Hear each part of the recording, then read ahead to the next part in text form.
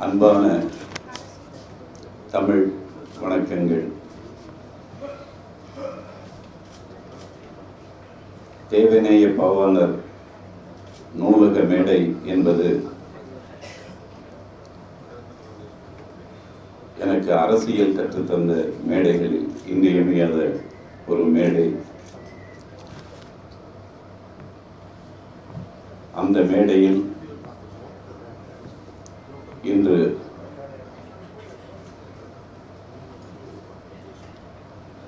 என் தலைவருக்கு விருது வழங்குகிற இந்த விழா, நான் மணிமுத்தா நதிக்கரையில் பிறந்த பிள்ளை. என் தலைவர் வெள்ளாற்றங்கரையில் பிறந்த பிள்ளை.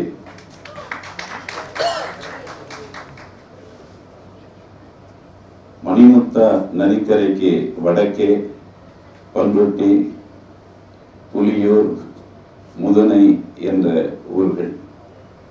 வெள்ளாற்றங்கரைக்கு அந்த பக்கம் முந்திரி பல விளைகின்ற அந்த இரண்டும் தண்ணீரை தேத்தாங்கோட்டை தீத்திதான் குடிக்கக்கூடிய வாழ்க்கைக்கு உரியவர்கள். ஆனால் மணிமுத்தா ஆற்றங்கரைக்கும் வெள்ளாற்றங்கரைக்கும் இடையில் உள்ளவர்களுக்கு வெள்ளக்காலங்களில் மட்டும்தான் தேத்தாங்கோட்டை தேவைப்படுமே தவிர மற்ற நேரங்களில் ஊற்று தண்ணீர் அள்ளி குடித்த ஒரு வாழ்க்கைக்கு உரியவர்கள். அதனால்தான் என் தொல் திருமா பேசுகிற போதெல்லாம் மேடையில் பார்க்கலாம், அல்லது களங்களில் பார்க்கலாம், அல்லது அவருடைய முழக்கங்களில் கூட நீங்கள் பார்க்கலாம். அது இரவல் அறிவில் பேசிய பேச்சல்ல. அடுத்தவருடைய கருத்துக்களை உள்வாங்கி அதை தன்னுடைய உரையாக என் தலைவர் திருமா எப்பொழுதுமே ஆற்றியதில்லை. தன் தொன்ம மூதாதையருடைய வாழ்க்கைகளை, வேட்டைக்கால சமூகத்தினுடைய அந்த முன்னவர்களுடைய ஒலி குறிப்புகளை, அவருடைய பாறை ஓவியங்களில் பச்சிலைகளால் வரைந்த அந்த விலங்குகள், பறவைகள், மனிதர்கள், அவர்களுடைய ஓவியங்களிலிருந்து அள்ளிக்கொண்ட ஊறி வருகிற அறிவில் பேசுகிற ஒரே தமிழ்நாட்டின் தலைவன் என் தொல் திருமாவளவன்.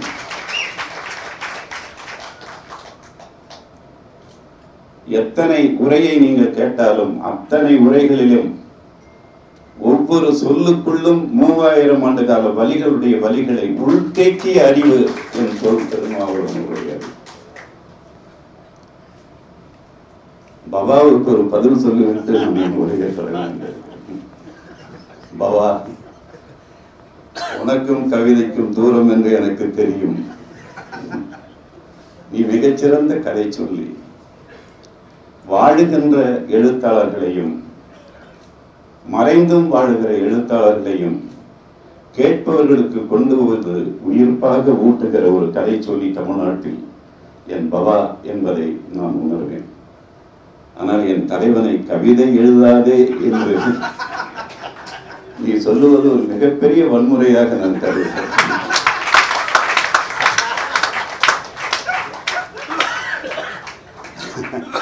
அது அறிவுமதியை பாடல் எழுதாதே என்றும் மருது அண்ணனை ஓவியம் வரையாதே என்றும் சொல்வதை போல. ஏனென்றால் கவிதை என்பது ஏதோ உயரத்தில் இருக்கிற ஒரு விஷயம், அந்த அடுக்கை நீ எட்டி தொடாதே என்று சொல்லுவது நிலாவை தொடாதே என்று சொன்ன அந்த ஒரு வன்முறையாக நான் பார்க்கிறேன். இல்லை, நான் சொல்றேன், உங்கள் அறிவு பேச்சு முடிந்து விட்டது. இப்போது நான் சொல்லுகிற காரணம் கேட்பவர்களுக்கும் உங்களுக்கும் ஏற்புடையதாக இருந்தால் ஏற்றுக்கொள்ளும். ஏனென்றால் தொல் திருமா என்பவர் நடவு நட்ட தாய்க்கு மகனாக பிறந்தார். ஏரோட்டிய அப்பனுக்கு பிறந்தவர் தொல் திருமா. அறிவுமதியும் அப்படித்தான், கரிகாலனும் அப்படித்தான், வைரமுத்துவும் அப்படித்தான், யுகபாரதியும் அப்படித்தான். எங்களை எல்லாம் கவிதை எழுத வேண்டாம் என்று சொல்லாதீர்கள். அது அவரை சொன்னாலும் என்னை சொன்னாலும் மனுஷனை சொன்னாலும் ஒரே சொல்தான். ஏனென்றால் இப்பொழுதெல்லாம் ஒரு குரல் கேட்கிறேன், சுகிர்தராணிக்கு தான் சொல்கிறேன். என்னன்னா, ஒரு குரல் வருகிறது தமிழ்நாட்டில். இப்பெல்லாம் எல்லாரும் கவிதை எழுத வந்துட்டாங்க. ஆமாண்டா, வருவோம்டா, வருவோம் வருவோம் வருவோம். எங்களெல்லாம் நீங்க எங்கேயாவது காலச்சோழல அறிவுமதி ஒரு கவிஞன்னு கட்டம் போட்டு பட்டியல் போட்டு பார்த்துருக்கீங்களா? பார்த்துருக்கிறீங்களா பாபா? பழனி பாரதியை பார்த்துருக்கிறீங்களா? பார்த்துருக்கிறீங்களா? நாங்கெல்லாம் தீண்டத்தகாதவர்கள் காலச்சுவட்டுக்கு. அந்த காலச்சுவட்டின் குரல் உங்கள் உதடுகள் இருந்து வரக்கூடாது என்று நான் பணியோடு கேட்டுக்கொள்கிறேன். நாங்கெல்லாம் கவிதை எழுதலைன்னா அப்புறம் எவன்டா கவிதை எழுதுறது? எவன் எழுதுறது? அவர் முழக்கமிட்டு பார்த்திருக்கிறீர்களா? எங்கேயாவது ஒரு தலைவன் 1 மணி நேரம் 2 மணி நேரம் 4 மணி நேரம் பேசுகிற என் தொல் திருமா சில நேரங்களில் எழுதி கூட படிக்க மாட்டார், அப்படியே உச்சரிப்பார் முழக்கங்களை. அது எங்கிருந்து வந்தது? எங்கிருந்து வந்தது? நடவு நட்டை என் தாயிடமிருந்து வந்தது. ராஜபாளையத்தில் எஸ் வி ராஜதுரை அண்ணன், ரவிக்குமார், நாங்கள் எல்லாம் ஒரு சாதிய கலவரத்தை கள ஆய்வு செய்ய போனோம். அப்பொழுது நான் பதிவு கருவி வச்சிருந்தேன், என்ன நடந்தது என்ன நடந்ததுன்னு கேட்கணும். அப்போது ஒரு அம்மா, அது ஒரே நடையாதான்னு சொல்லணும், அது படிக்காத அம்மா தானே. நீங்க சொல்ற அந்த கவிதைங்கிறது எங்க 8வது உயரத்துல இருக்குன்னு சொல்றீங்க இல்லையா? இது சொல்ற கேளுங்க. ஆனா அந்த அம்மா படிக்காத அம்மா, கை நாட்டு அம்மா. அது என்ன சொல்லுச்சு தெரியுமா? என் மாறுல விழுந்த கண்ணீர் அந்த கலெக்டர் வீட்டு மனையில விழாதா? என் நெஞ்சில விழுந்த கண்ணீர் அந்த கலெக்டர் வீட்டு நிலையில விழாதா? இதை விட எவன்டா கவிதை எழுதுவான்? எவன் எழுதுவான்? எவன் எழுதுவான்? அந்த வழியை எவன் சொல்லுவான்? சப்த ராஷ்மியை பத்தி நான் எழுதினேன். எவனுடைய பட்டியலும் இடம்பெறாத அறிவுமதி நான் எழுதினேன். ஒரு தெரு குளத்தை உடைத்தீர்கள், அது நதியாகிவிட்டது. ஒரு தெரு விளக்கை அணைத்தீர்கள், அது சூரியனாகிவிட்டது. வாழ்க்கை அவனை ஒரு மொழியில் தான் பேச வைத்தது, மரணமோ அவனை எல்லா மொழிகளிலும் பேச வைத்தது.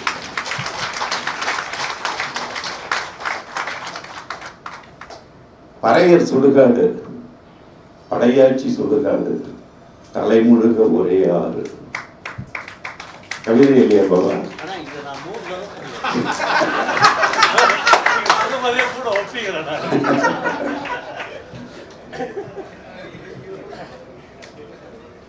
நாங்க எழுதுறோம், கவிதையே தெரியுமா கனவு நீதானடி, எங்கே செல்லும் இந்த பாதை, பொய் சொல்லக்கூடாது காதலி, பொய் சொன்னாலும் நீயே என் காதலி என்று. ஆனா எங்க அம்மாக்கள் பாடுறாங்க, மட்ட பனையோரோ மயிலடையோ நந்தவனோ, மட்டப்பன சாஞ்சிடுச்சே இந்த மயில் போயும், குட்ட பனையோரோ குயிலடையோ நந்தவனோ, குட்டப்பன சாஞ்சிடுச்சே இந்த குயில் போயும். கவிதை இல்லையா அது? எனவே உழைக்கும் மக்கள் எல்லோருக்குள்ளும் கவிதை இருக்கிறது, கவிஞர்கள் இருக்கிறார்கள். அவர்களை எழுதாதே என்று நீங்கள் சொல்லாதீர்கள். அவர் எழுத தூண்டியவர்களில் நானும் ஒருவன், அந்த புத்தகத்தை வடிவமைத்ததும் நானும் ஒருவன், அதற்கு அணிந்துரை எழுதியதும் நான், அது ஆங்கிலத்தில் மொழிபெயர்த்து அதற்குள்ளும் என்னுடைய அணிந்துரை இருக்கிறது. இந்த வழியில் இருந்துதான் உங்களுக்கு இந்த எண்ணத்தை சொல்லுகிறேன். ஏனென்றால் கவிதை என்பது பல அடுக்குகள் இருக்கின்றன. பல அடுக்குகளில் நாங்கள் எழுதுவதும் ஒரு அடுக்கு.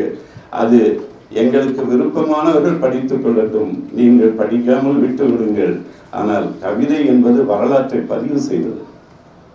இங்கே அதை பற்றி 1 மணி நேரம் ஒரு கவிஞர் சுகதராணி எந்த குறிப்புமே இல்லாமல் ஒவ்வொரு கவிதையும் ஒப்பித்த போது நான் வியந்து போனேன். ஒரு அடுக்கில் அது இருந்து ஒரு தலைவன் இப்படி சிந்தித்தான் என்று அது பதிவில் இருக்கட்டும். அதை படிப்பவன் அதற்குள்ளிருந்து ஒரு பாடம் கற்றுக்கொள்ளட்டும். சரி,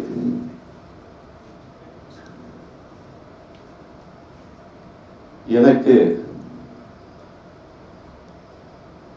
கரிகாலன் என்ற பெயரை அவர் ரொம்ப அழகாக சொன்னாங்க.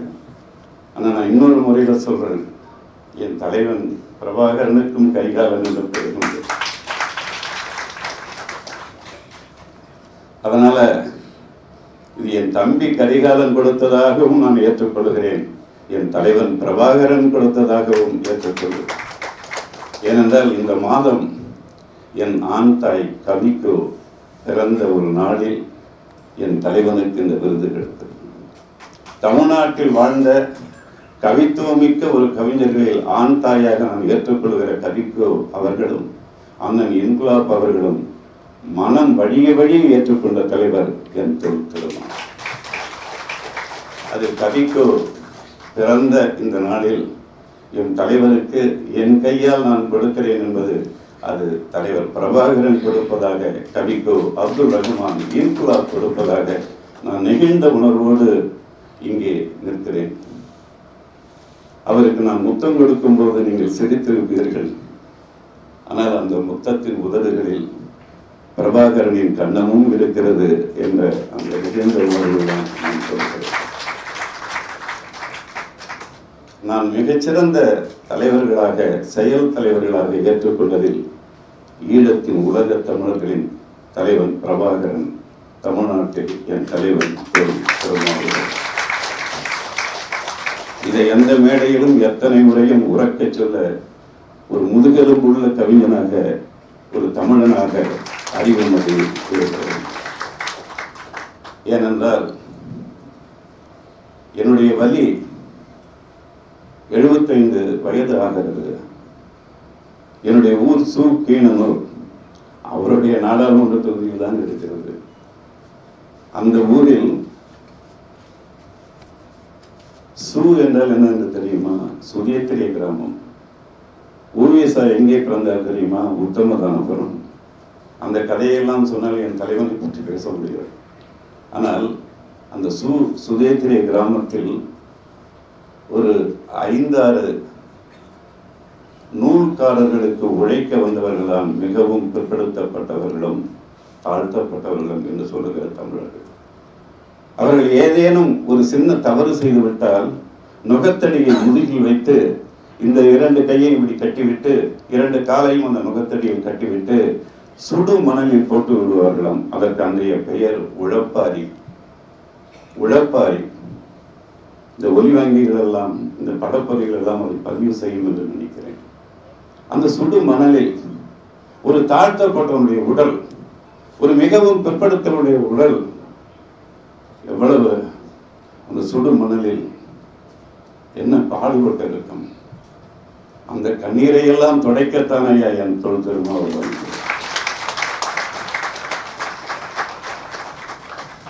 கிண்ணி போடுவாங்களாம். கிண்ணி போடுறதுனா எப்படி தெரியுமா? இப்படி போடணும்.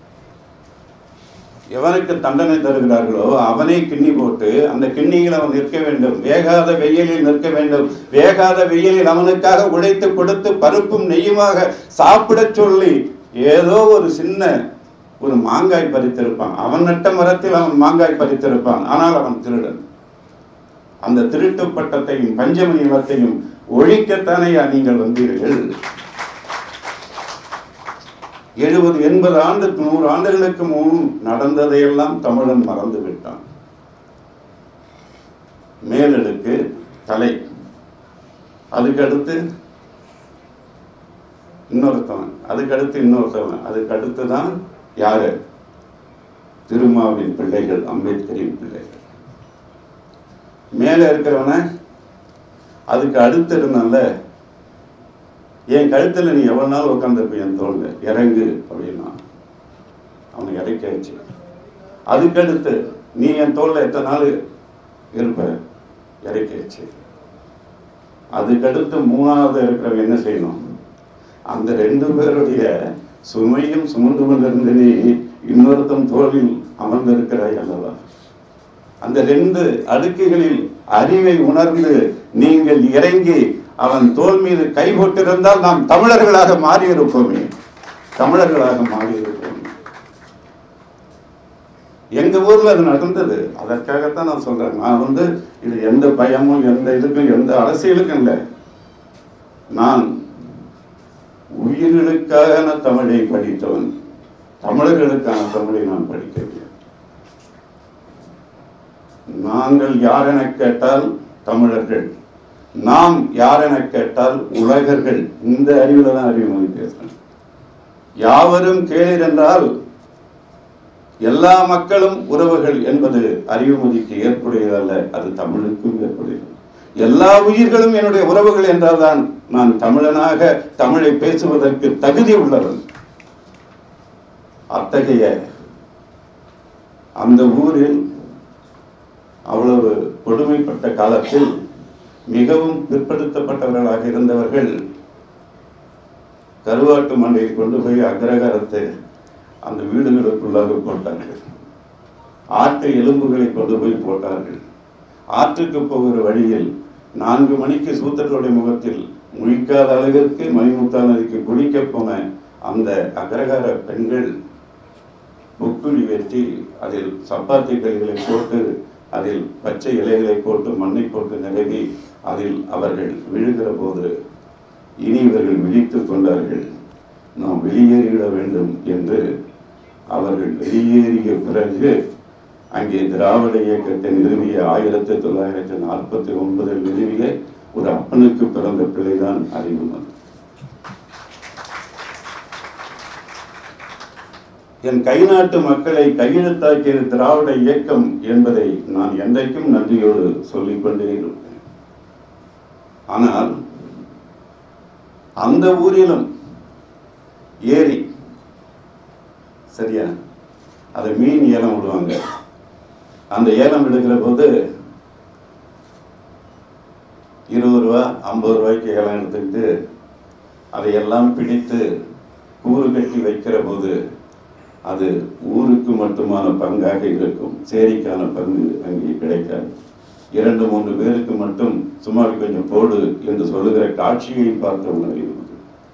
புளிய மரத்து ஏலம் விடுவார்கள்.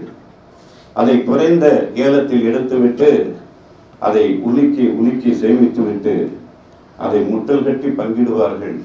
அங்கே படிக்கப்படுகிற பெயர்களில் மிகவும் பிற்படுத்தப்பட்டவருடைய பெயர்கள் இருக்குமே தவிர கிஞ்சித்தும் ஒரு அம்பேத்கரின் பிள்ளைக்கு ஒரு திருமாவளவனுடைய அந்த அப்பாக்களுக்கு அம்மாக்களுக்கு அங்கே பங்கிட்டு தந்ததே இல்லை.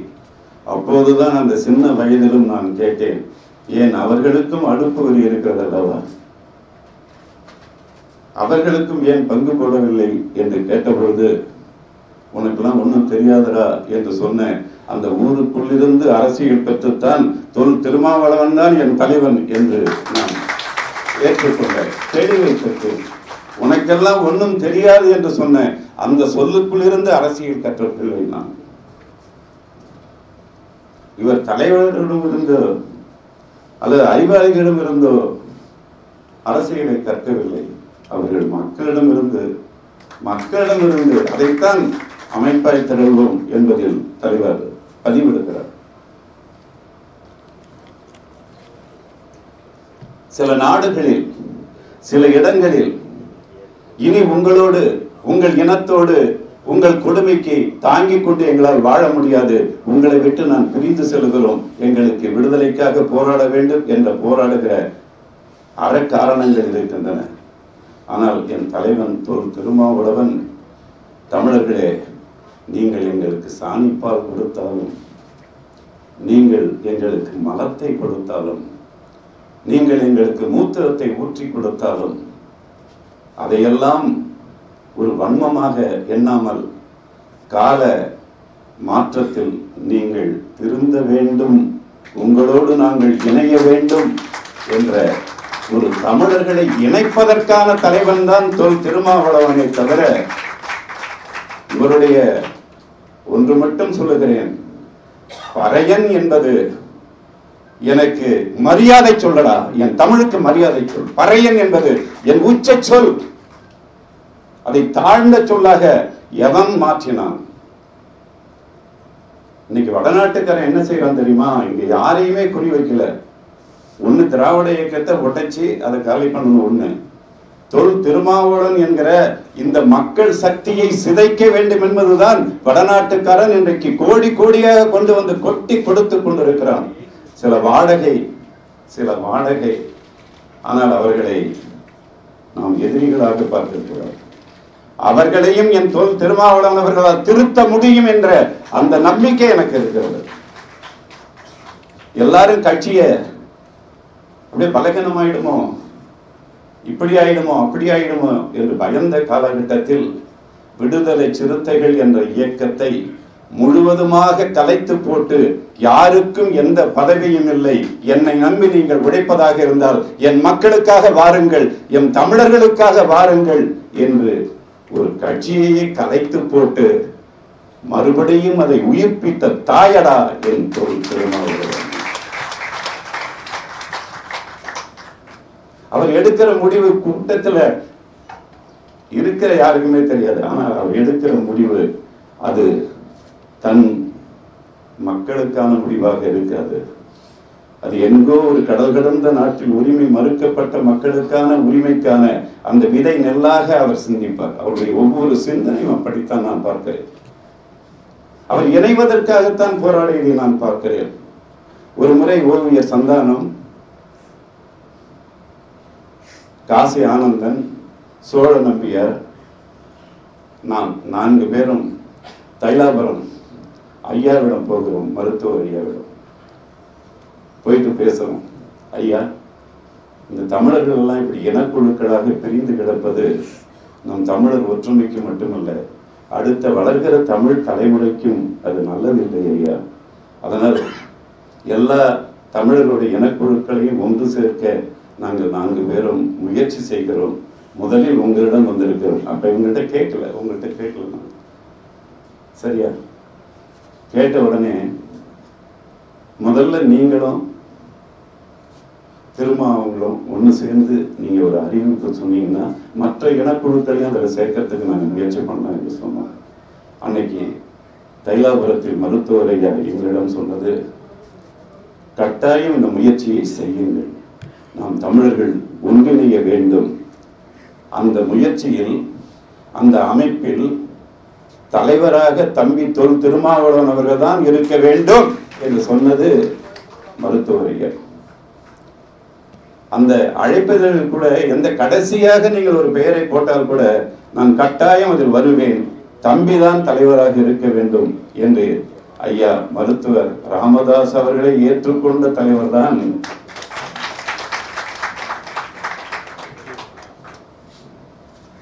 தேர்தலுக்காக நாம் சிந்திக்கவே கூடாது. அதைத்தான் அவரும் சொல்லுகிறார். ஒரு இடத்துல சொல்றாரு,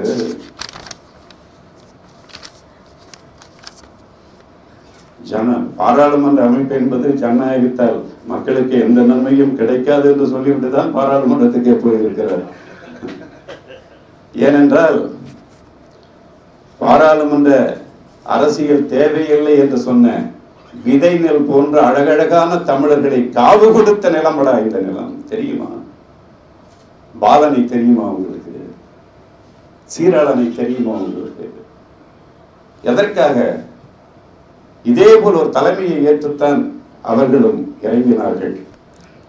தலைவர் திருமாவர்களையும் தீர்த்து கட்ட, அவரோடு போராட கிடைத்த மாவட்ட செயலாளர்களையும் குண்டர் சட்டத்தில் போட்டு இந்த இயக்கத்தை அழிப்பதற்கு முயற்சி செய்த வரலாறுகள் எல்லாம் நீங்கள் மறந்துவிடக் கூடாது. அவற்றிலிருந்து அந்த அரசியலுக்குள் மக்களை உள்வாங்கி என் மக்களுக்காகவும் என் இனத்திற்காகவும் நான் பாடுபடுவேன், அதற்கு எந்த வகையிலும் நான் பாராளுமன்றத்திற்குள்ளும் சட்டமன்றத்திற்குள்ளும் போய் கூட அதை நான் என் மக்களை காப்பாற்றுவேன் என்ற உயரிய தூய அரசியலில் தான் அவர் பாராளுமன்றத்துக்கு போயிருக்கிறாரே தவிர, சட்டமன்றத்துக்கு போயிருக்கிறாரே தவிர, அங்கே அந்த பாராளுமன்ற நாற்காலியில் உட்கார்வர்கள் எவ்வளவு வாழ்க்கைக்கு பெரும்பான்மை எதிரிகள் அங்கே அமர்ந்திருக்கிறார்கள் என்று தெரிந்து அவருடைய மனசாட்சிக்குள்ளும் போய் உருத்தலை உருவாக்கி அம்பேத்கரை வெற்றி பெற செய்து கொண்டிருக்கிற தலைவர் தான் திருமாவளவன் அவர்களும் ரவிக்குமார் அவர்கள். அதுக்கடுத்து ஏறு தழுவுதல் பிரச்சனை வந்ததில்லை. இந்த பிரச்சனை வந்த பொழுது ஒரு உயர் அதிகாரி, அவர் பெயரை சொல்ல விரும்பவில்லை, அவர் சொன்னார், இந்த ஏறு தழுவுதலை இந்த மதுரையில் ஒரு தமிழின் வீர விளையாட்டாக நடத்தி காட்ட வேண்டும் என்று சொன்னார். அதை மகிழ்ச்சியாக ஏற்றுக்கொண்ட பொழுது அவர் சொன்னார், இதற்கு தலைவர் திரும்ப அவர்களிடம் நீங்கள் ஒரு கடிதம் வாங்கி கொண்டு வந்தால் அது இன்னும் எழுச்சியாக இருக்கும் என்று சொன்னார். அப்பொழுது வன்னி அவர்களிடம் கேட்டபொழுது, தலைவர் எங்கே இருக்கிறார் என்று கேட்டபொழுது, விமான நிலையத்திற்கு போய்கொண்டிருக்கிறார் என்று சொன்னார்கள். அப்போது விமான நிலையத்திற்கு நாங்கள் ஓடோடி போய் அவரிடம் சொன்னோம். சொன்ன உடனேயே அந்த ஒரு தாளை எடுத்து அந்த என் திருமா என்கிற தலைவன் எழுதி, அந்த எழுத்து என்ன அழகா இருக்கு தெரியுமா? அவர் அதை வாங்கி பாருங்க, அவ்வளவு அழகாக. இந்த ஏறு தழுவுதலை நடத்த விடாமல் இந்த அரசுகள் தடுத்தால் நான் களத்தில் இறங்கி போராடுவேன், விடுதலை சிறுத்தைகள் இறங்கி போராடும் என்று சொன்ன என் கையில் எழுதி கொடுத்த மடல். அந்த ஆண்டு அது நடந்தது. ஒரு தமிழன் 6 நாள் எந்தவித காவல்துறையும் தேவைப்படாமல் ஒரு கடற்கரையில் கை பேசியினுடைய வெளிச்சத்தில் போராட்டத்தை நிகழ்த்தி காட்டினான் என்றால் அதற்குள்ளாக என் தலைவன் தொல் திருமாவளவன் இருக்கிறார்கள். 6 நாள் மறைமலை நகரில் ஒரு துளி தண்ணீர் கூட குடிக்காமல் உண்ணாவிரதம். நான் அதை வைத்து எழுதிய சில கவிதைகள் இன்னும் மேலும் நிச்சயம் இருக்கின்றன. மருத்துவர்கள் கைவிடக்கூடிய சூழல், அதற்குள்ளாகவும் எம் ஈழத் தமிழர்களுக்காக, உலக தமிழர்களுக்காக ஒரு தலைவன் உண்ணாவிரதம் இருந்து அந்த நிகழ்வை, அவன் பட்டினி கிடந்த அந்த நாட்களை என் கண்களால் துடித்து அழுத பிள்ளைதான் அவரை எழுச்சி தமிழர் என்று சொல்ல என் விரல்களும் உதடுகளும் சம்மதித்தன. சும்மா இல்லை, அவருடைய வரலாறு ஒவ்வொன்றும் அந்த வகை சுமந்த வரலாறுகள். அப்படிப்பட்ட புளியமர ஏலம் அன்றைக்கு சின்ன வயசுல பார்த்தேன். இன்னைக்கு இறையன் பை அவரிடம் ஒரே ஒரு கைபேசியில் கேட்டேன், ஐயா என்னுடைய கீழனூரில் ஒரு பாலம் வேண்டும் என்று கேட்டேன். எதற்காக என்றார், தாழ்த்தப்பட்ட மக்கள் இறந்த உடல்களை எடுத்து செல்ல இடுப்பளவு தண்ணியிலும் கழுத்தளவு தண்ணியிலும் வாய்க்காலை தாண்டி போக வேண்டியிருக்கிறது. அதற்காக எனக்கு ஒரு பாலம் எங்கள் ஊருக்கு தேவைப்படுகிறது. கெஞ்சி கேட்டுக்கொள்கிறேன் ஐயா எங்கள் ஊர் மக்களின் சார்பாக என்று கேட்டேன். உடனே இறையன் ஐயா எனக்கு தொலைபேசி செய்தார். நீங்கள் எவ்வளவு பெரிய ஊருக்கு ஒரு நல்ல காரியத்தை கேட்கிறீர்கள், அதற்கு எதற்காக நான் கெஞ்சி கேட்கிறீர்கள் என்ற வார்த்தையை போட்டீர்கள் என்று கேட்ட ஒரு மிகச்சிறந்த உயர் அதிகாரி இறை என்பவர்கள் 15 லட்சம் கொடுத்தார்கள். கட்டுவதற்கு முயற்சி செய்கிற போது போடு மண்ணை போட்டு, மணல் போட்டு கட்ட வேண்டிய அந்த பாலத்தை போடு மண்ணை போட்டு கட்டுவதற்கு அதை பொறுப்பெடுத்துக் கொண்டவர்கள் செய்தார்கள். நான் அதை தடுக்க முயற்சி செய்தேன். உடனே என்னை மாவட்ட ஆட்சித்தலைவருக்கும் அந்த காவல்துறைக்கும் கடிதம் எழுதுவதாக சொன்னார்கள். ஆனால் நான் சொல்லவில்லை. விடுதலை சிறுத்தைகளுக்கு தொலைபேசி செய்தேன். அங்கே வந்தார்கள்.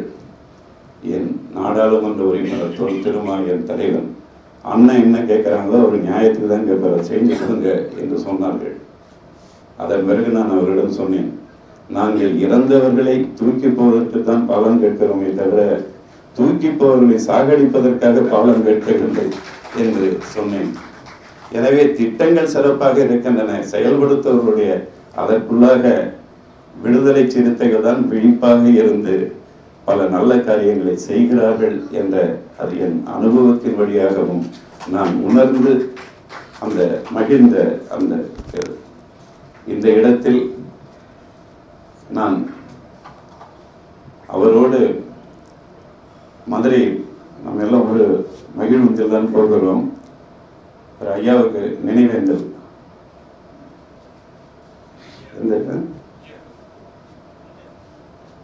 இவர் போகிற பொழுது இந்த தலைவனை பற்றி சொல்ல வேண்டும். யாராவது மகிழ்வுந்துல போகிற போதே சட்டம் மாத்திக்கிட்டு போற தலைவரை பார்த்திருக்கீங்களா? இப்படி ஒரு எளிய தலைவன் நமக்கு கிடைத்திருக்கிறானே. ஒரு தயிர் சாதத்தை சாப்பிட்டுக்கிட்டு உங்களுக்காக இன்னைக்கு பாருங்க, அந்த கண்ணுல அதை காட்டுகிற போதே எனக்கு கண்ணீர் வருகிறது. அப்படியே 6 முறை அந்த கட்டி வந்து, ஏன்னா தூக்கம் இல்லையா, தூக்கம் இல்லை, செயற்கை மூச்சை வைத்துக் கொண்டு ஒரு 6 நாள் 7 நாள் அந்த மருத்துவமனை வாழ்க்கையை முடித்துக் கொண்டு வந்து உங்களுக்காக உழைக்கிற ஒரே தலைவன் தொல் திருமாவளவன்.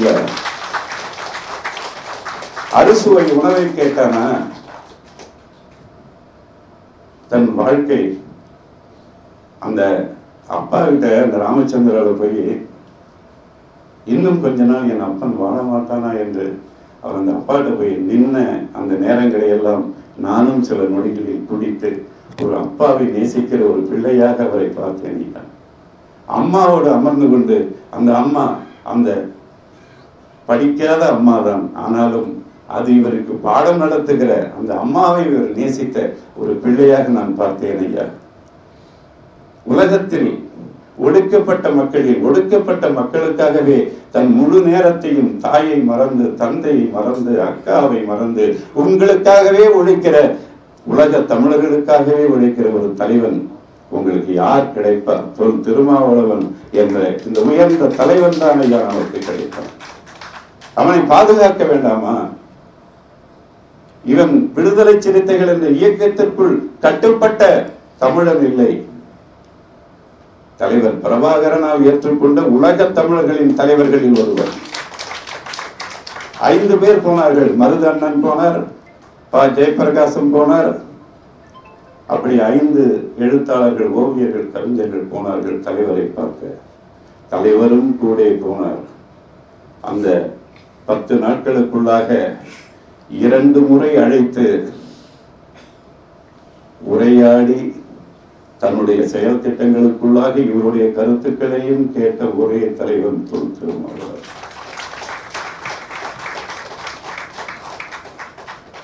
எவ்வளவு நுட்பமான ஒரு தலைவன்!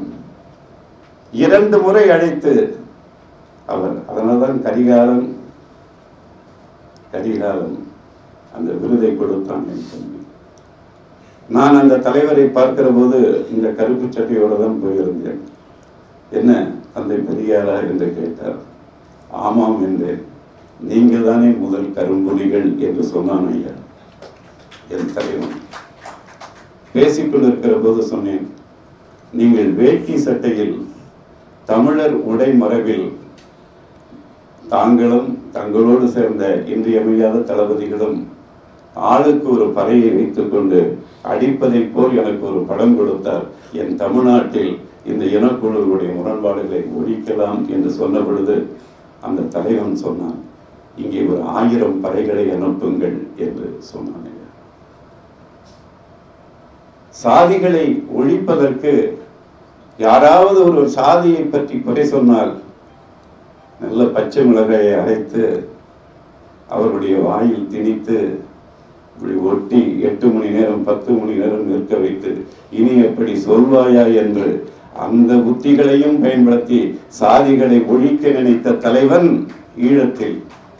இங்கே நாங்கள் உங்களோடு இணைந்து வருகிறோம், தமிழர்களாக வாழ்வோம் என்று அந்த மனுஷியபுத்திரன் சொன்னது போல எல்லோரோடும் இணைந்து வாழ்வதற்காக உழைத்து கொண்டிருக்கிற தலைவர். எனவே என் அன்பான தம்பிகளே, தமிழ் தேசியம் பேசுகிற தம்பிகளே, உங்களிடம் வெளிப்படையாக பேசுகிறேன். தமிழ் தேசியம் என்பது பறையன் தமிழனே என்று அனைத்து தமிழனும் ஏற்றுக்கொண்ட பிறகுதானடா தமிழ் தேசியம் என்பது ஒரு எல்லைக்கு வரும். அதன் பிறகு நாம் போராட வேண்டிய எல்லைகள், நாம் எதிர்க்க வேண்டிய எதிரிகள் ஏராளமாக இருக்கிறார்கள். இன்றைக்கு இந்த திருமாவளவன் என்ற இந்த தலைமையை சிதைப்பதற்கான முயற்சிகளில் அவர்கள் தோற்று போனது அது வெற்றி. ஆனால் அதை தேர்தலுக்குள்ளும் நாம் உணர வேண்டுமானால் என் அன்பான தமிழர்களே, இனி தொல் திருமாவளவன் என்ற தமிழ் அடையாளத்தை எந்த ஒரு தம்பியும் எந்த ஒரு தங்கையும் சிதைக்க நினைக்காதீர்கள். அவருக்குள் வந்து நீங்கள் 2 மணி நேரம் அவரோடு விவாதியுங்கள். விவாதித்த பிறகு நீங்கள் உங்கள் கருத்துக்களை சொல்லுங்கள். அவர் அதற்கு பதில் வைத்திருக்கவில்லை என்றால். ஆனால் உலகத்தின் அத்தனை ஒடுக்கப்பட்ட மக்களுக்குமான வரைவிலக்கணத்தை எழுதக்கூடிய ஒரு அறிஞனாக என் தொல் திருமாவளவன் இருக்கிறார் என்கின்ற அந்த உண்மையை உணர்ந்து கொண்டு வாருங்கள். பெரியார் என்ன செய்தார்? அவர் என் விரலை பிடித்து எழுதினார். திருமாவளவன் என்ன செய்தார்? 2 சீட்டுக்கும் 3 சீட்டுக்கும் என்ன 2 சீட்டுக்கு போய் பாராளுமன்றத்தில் என்ன தூங்கிட்டு இருக்காங்களா, புரட்ட விட்டுட்டு இருக்காங்களா? என் தமிழுக்காக தானே குரல் கொடுத்திருக்காங்க. ஒடுக்கப்பட்ட மக்களுக்குத்தானே குரல் கொடுத்தார்கள். அத்தகைய வாய்ப்பை நாம் தேர்தல் அரசியலால் தமிழ் தேசியத்தில் வெல்ல முடியாது என்பது எனக்கு தெரியும். ஆனால் தேர்தல் அரசியலுக்குள்ளும் தமிழை நாம் மெல்ல மெல்ல மெல்ல மெல்ல எழுப்ப வேண்டிய ஒரு மிகப்பெரிய கடமையில் தொல் திருமாவளவன் என்ற இந்த ஒரு மிகச்சிறந்த அறிஞன் உழைத்துக் கொண்டிருக்கிறான். அவர் தன் தொண்டர்களுக்குள்ளாக லட்சியங்களைத்தான் என்றல்ல, தன்னுடைய அனைத்து தொண்டர்களுக்கும் லட்சியங்களைத்தான் கொடுப்பதற்கு தொல் திருமாவளவன் உழைத்துக் கொண்டிருக்கிறாரே தவிர தொண்டர்களை கொன்று 20 லட்சம் கொடுப்பதற்கான தலைவர் இல்லை திருமா. எனவே நீங்கள் தலைவர் தொல் திருமாவளவன் என்பது அது ஒரு சாதாரண மனித பெயர் அல்ல, அது உலக தமிழர்களுக்கான செயல் வடிவ அரசியலின் ஒட்டுமொத்த ஒரு உயரிய பெயர். அவருக்கு இந்த தமிழ் பேராளுமை என்ற விருது மிக பொருந்தும்.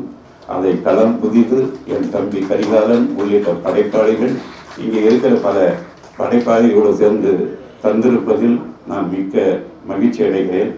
என் தலைவர் நீங்கள் நீங்கள் நீங்கள் என்று போற்றுகிற ஒரு மிகச்சிறந்த ஆண் தாயாக நம் தமிழர்களுக்கு நிற்பார், நிலைப்பார். வரலாற்றில் அவருடைய பெயர் நமக்கு பெருமிதமான பெயராக என்றைக்கும் நிற்கும் என்று கூறி விடைபெறுகிறேன்.